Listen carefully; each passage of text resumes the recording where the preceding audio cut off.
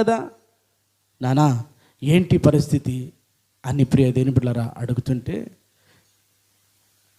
తండ్రి చెప్తున్నాడు, నానా మన చేతిలో కత్తి ఉంది, మన చేతిలో కట్టెలు ఉన్నాయి, మన చేతిలో నిప్పు ఉంది.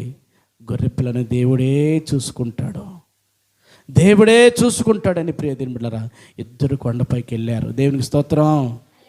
గట్టిగా చెప్పొచ్చు. కొండపైకి ఇద్దరు వెళ్ళారు. ఇద్దరు వెళ్ళి గమనించండి, ఆలోచించేయండి. ఆ కట్టె ఏరుకొని వచ్చి ఇంకా మిగిలిన చూడండి, కొన్ని రాళ్ళు అక్కడ ఉంటే ఆ రాళ్ళన్నీ ఇద్దరు తండ్రి కొడుకు ఇద్దరు కలిసి పేరుస్తున్నారు, బలిపీఠంలాగా పేరుస్తున్నారు. కొడుకేమో రాళ్ళు మోసుకొని వస్తుంటే తండ్రి ఏమో ఆ రాళ్ళన్నీ పేరుస్తున్నాడు. గమనించండి, కొడుకేమో అక్కడక్కడ రాళ్ళు మోసుకొని వస్తుంటే తండ్రి ఏమో రాళ్ళన్నీ బలిపీఠంగా పేరుస్తూ ఉన్నాడు. గమనించండి, పేర్చిన తర్వాత అడుగుతున్నాడు, నానా కొండపైకి వచ్చాం,